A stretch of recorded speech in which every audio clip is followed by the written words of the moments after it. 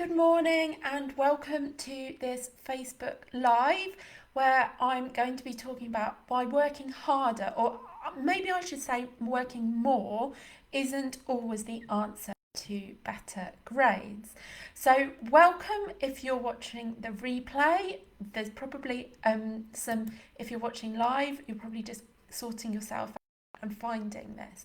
So, what I'd love you to do if you're watching is if you're watching live, is please say hello in the comments so that I can see that you're here, and just say hi, and I know that you're here, or give me a like, give this video a like.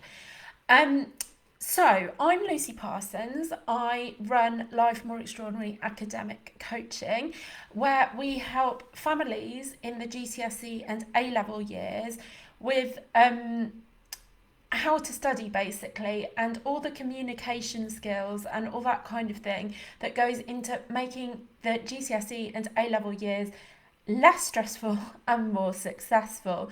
So if you like the sound of that, give me a yes in the comments, so that I know that you like the sound of it. Hi Paul, hi Josette, hi Nicola, hello Linda, it's lovely to see you all here. Thank you for joining me. Okay, so what we're talking about today, we're talking about why working harder isn't always the answer to better grades. And I have to say, I've come across some examples in my years doing this, and I've been doing this for nearly 7 years now, 7 years in March. Why it breaks my heart. I've seen some examples, and I remember one young man getting in touch with me in the early years of my business saying he was studying for 12 hours per day and he was just exhausted and he didn't know which way to turn and what to do about it. And just last year, we had somebody join the Extraordinaries Club, and he was just so down and so depressed because he was working so hard to revise. He'd been told by a different study skills expert, I don't know who, to just make reams and reams of revision notes. And it basically wasn't working for him. He was spending hours on it, and it was just leading him to feel really down and really trapped and really awful. So if you can relate to either of those situations, please let me know in the chat.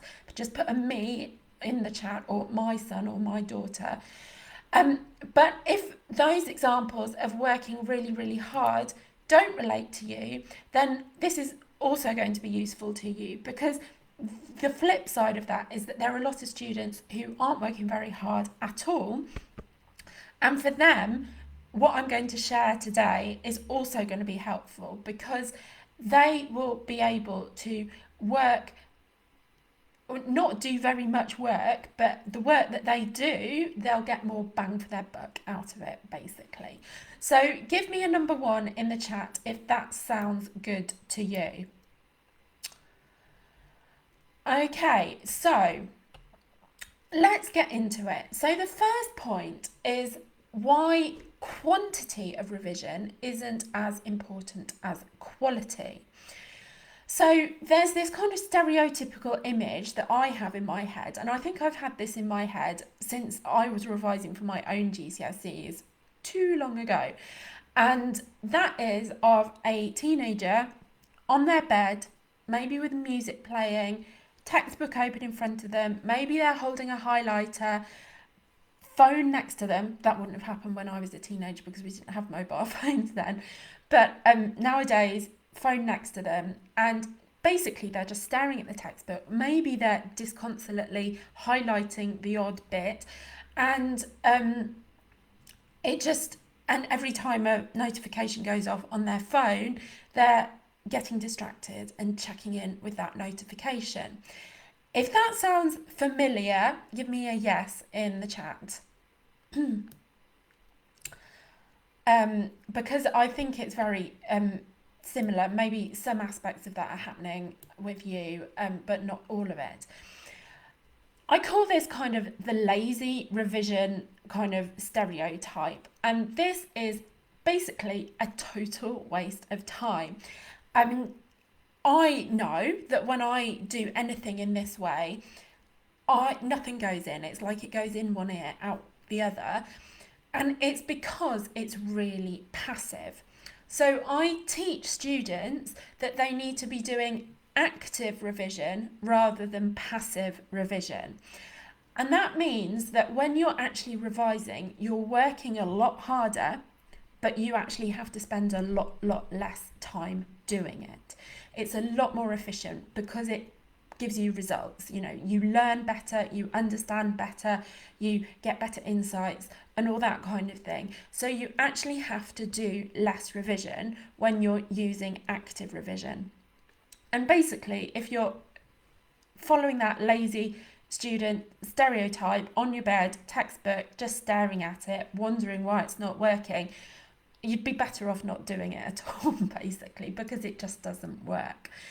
So that's why quantity of revision isn't as important as quality, because it's about active revision, active quality revision, rather than lazy passive revision. Okay, does that make sense to everybody? Give me a number 2 in the chat if that makes sense.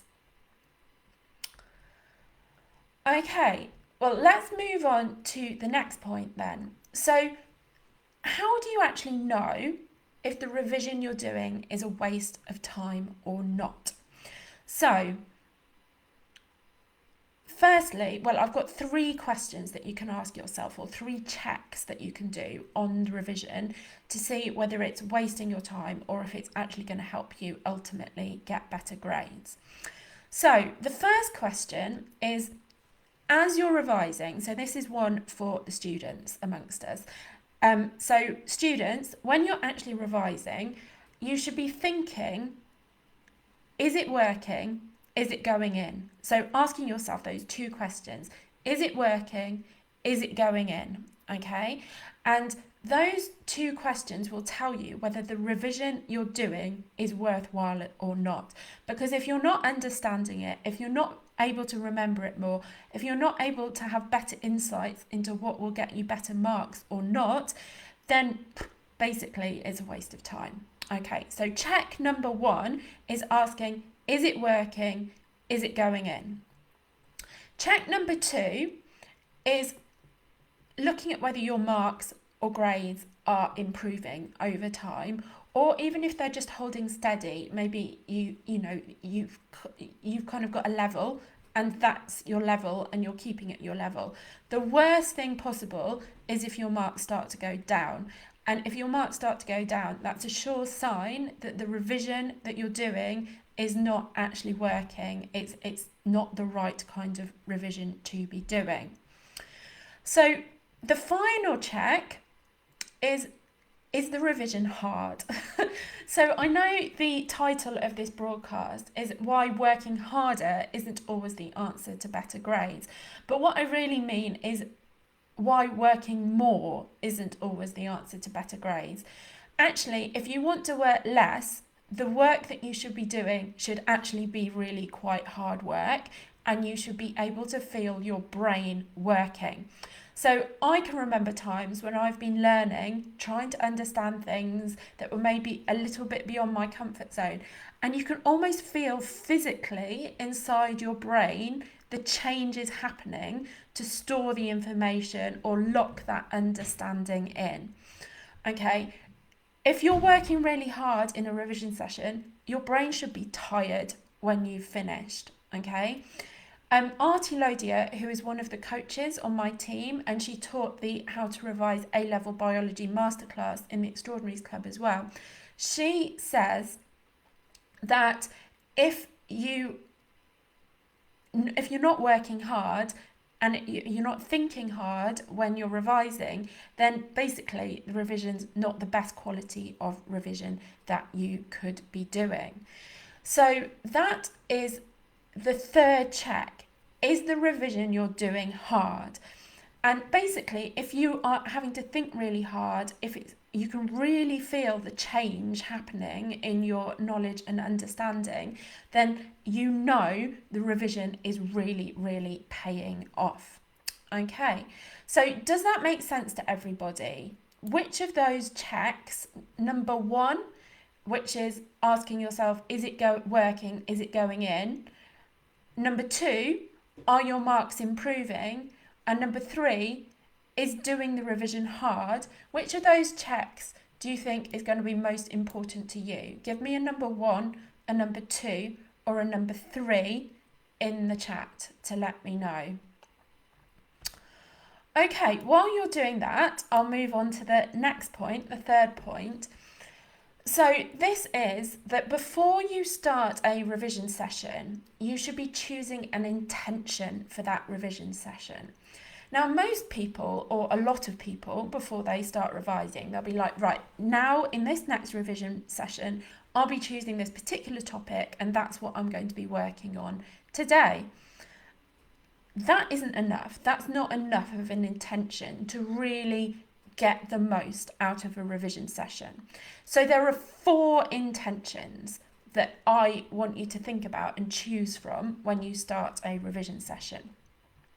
Now, the first one is to know more than you knew when you started. So that's basically to take on more knowledge during that revision session. The second one is to understand more than when you started the revision session. And knowledge and understanding can often go hand in hand. You can often have both of those intentions at the same time. The third intention I'd encourage you to set is to increase your insights. Now, what this is really about, this is an intention that can really help you move in terms of your revision and really cut down the amount of time that you actually spend revising.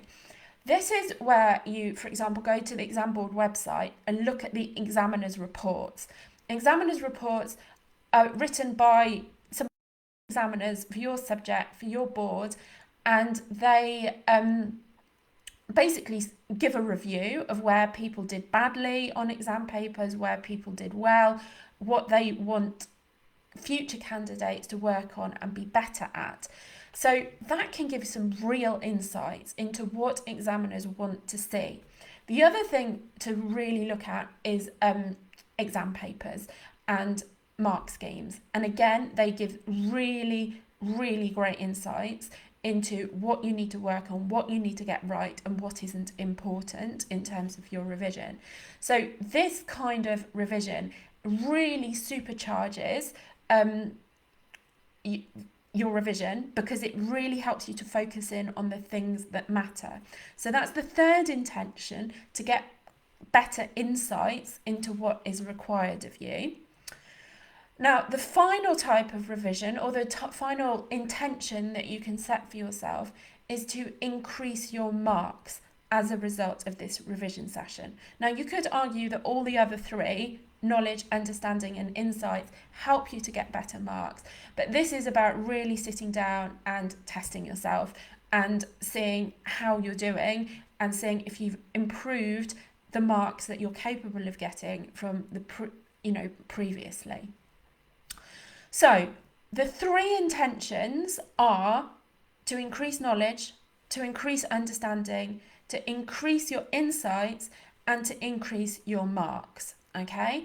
And you can do more than one of those at once, but it's very difficult to do all 4 at once, okay? So those are the 3 things I wanted to share with you today about why working harder isn't always the answer to better grades. And these can be adopted probably by just about everybody. Everybody can get smarter about how they're revising, even if they're already pretty good. But if you were one of those students, or your child was one of those students who was just lying on the bed staring at something, or they were just watching YouTube videos or that kind of thing, then using these things that I've shared today are really going to move the dial on how successful the revision is. And instead of having to increase the quantity of hours you're actually revising, by increasing the quality, you're going to see your marks improve. Now, I would caveat this with there are some students out there who are not really doing very much revision at all, and they do need to increase the quantity of revision they're doing. But if they just do a bit more revision and use quality revision, then they're going to be doing so much better without doing that much extra work. So, in the chat, can you tell me if you found this useful, or if you've got any questions about any of this, because I'd love to be able to help you with that today. So, have you got any questions, and have you found this useful?